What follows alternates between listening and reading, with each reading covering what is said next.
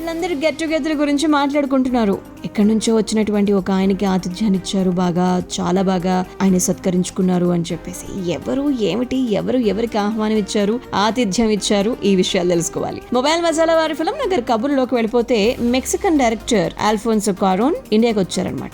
So అందులో భాగంగా చెన్నై ఆయన సండే వెళ్ళటం అండ్ అందులో భాగంగా కమల్ హాసన్ గారు ఆయనకి ఒక ప్రత్యేకమైన ఆతిథ్యాన్ని ఇవ్వటం. ఆ ఫొటోస్ అన్ని కూడా సోషల్ మీడియాలో ఇప్పుడు ప్రేక్షకులందరూ కూడా షేర్ చేసుకుంటూ ఉన్నారనమాట, ఆనందాన్ని పంచుకుంటూ ఉన్నారు. సో ఆల్ఫోన్సో తనకు బ్రదర్ లాంటి వారిని చెప్పి కమల్ గారు చెప్పడం, సుదీర్ఘంగా సినిమా సంగతులు మాట్లాడుకుంటూ ఉన్నారని చెప్పి ఆయనతో కలిసి భోజనం చేయడం సంతోషాన్ని ఇచ్చింది అని చెప్పి. సో ఆల్ఫోన్సోకు నిజంగానే బంగినపల్లి మామిడి పండ్లు అంటే చాలా ఇష్టం అంట. ఆ రుచి వారితో పాటుగా డైరెక్టర్ మణిరత్నం గారు, సంగీత దర్శకులు ఏ రెహమాన్ గారు, సినిమాటోగ్రఫర్ రవికే చంద్రన్ గారు, హీరో సిద్ధార్థ్, హీరోయిన్ అదితిరావు హైదర్ వీళ్ళందరూ పాల్గొన్నారు. సో ఈ ఫొటోస్ ఇప్పుడు సోషల్ మీడియాలో బాగా వైరల్ అవుతున్నాయి అనమాట. లెజెండ్స్ మధ్య Siddhu, Aditi centre of attraction గా నిలిచిపోయారు అని చెప్పి సినిమా అభిమానులందరూ కూడా కమెంట్స్ పెడుతున్నారు. కొంతకాలంగా ప్రేమలో ఉన్నారు, రీసెంట్ గా వాళ్ళ ఎంగేజ్మెంట్ కూడా జరిగింది, త్వరలోనే పెళ్లి పెట్టలేకపోతున్నారు అనమాట. అయితే కమల్ హీరోగా డైరెక్టర్ శంకర్ గారు తెరకెక్కిస్తున్నటువంటి భారతీయుడు సినిమాలో సిద్ధార్థ్ ఒక ఇంపార్టెంట్ క్యారెక్టర్ ని కూడా పోషిస్తూ ఉన్నారు. అండ్ ఈ సినిమాని మనం జూన్ లో చూడబోతున్నాం. అదే విధంగా కమల్ హాసన్ గారు ప్రధాన పాత్రలో మణిరత్నం గారు థగ్ లైఫ్ అని చెప్పేసి ఒక సినిమాని రూపొందిస్తున్నారు అనమాట. ఆ సినిమాకి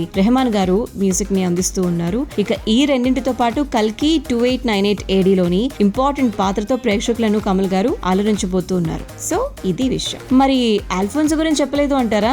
ఆయన తెరకెక్కించినటువంటి గ్రావిటీ, రోమా ఈ సినిమాలకు ఉత్తమ దర్శకుడితో సహా 5 ఆస్కార్ అవార్డ్స్ ని అందుకున్నటువంటి వ్యక్తి ఆయన.